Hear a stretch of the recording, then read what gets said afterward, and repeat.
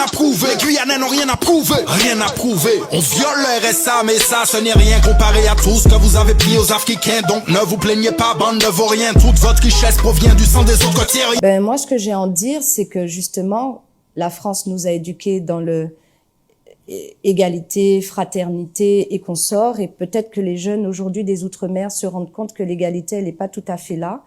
On a la chance d'avoir une histoire qui nous a été révélée, et aujourd'hui, il est vrai que ce sera difficile pour les afrodescendants caribéens que nous sommes dans les départements d'Outre-mer de nous servir une sauce peut-être que nos parents ont appréciée, mais que nous, nouvelle génération, ça passera peut-être pas.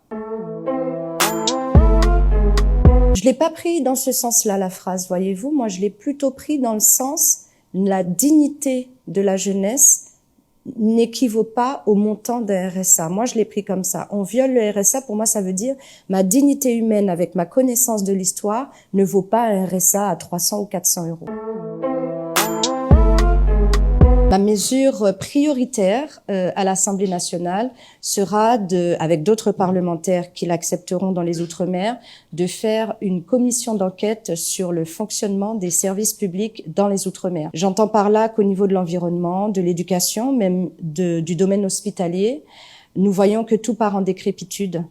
Donc ça, c'est le rôle de l'État. Et à ce niveau-là, nous constatons qu'il y a beaucoup trop de manquements par rapport à d'autres régions sur le continent européen. Et donc, par conséquent, nous devons assainir au maximum pour nous permettre d'être en totale égalité. J'ai commencé à m'intéresser à la chose politique sans jamais me présenter à aucune élection à votre âge. J'en ai aujourd'hui 43. 20 ans après avoir commencé à m'intéresser à la chose publique, la seule chose que je peux vous dire, c'est que c'est pas facile. Vous avez à vous investir, et la chance que vous avez, vous les jeunes, c'est que vous êtes des entrepreneurs. Dans ma génération et celle de nos parents, il fallait être de bons fonctionnaires, il fallait rentrer dans la fonction publique, il fallait être avocat, il fallait être médecin. Moi, ce que j'admire chez vous, c'est votre abnégation et votre façon de rebondir et d'aller dans l'entrepreneuriat. Vous êtes la génération de demain, vous êtes les bâtisseurs. Nous n'étions pas des bâtisseurs, on nous a demandé de servir. Vous vous bâtissez, et c'est comme ça que la Martinique pourra trouver une certaine forme d'autonomie et peut-être une indépendance que j'aspire de mes vœux. Alors, je m'appelle Aude Goussard, j'ai 43 ans, je suis mère de 4 enfants, je suis originaire de la commune du Vauclin, mais je réside à Sainte-Luce.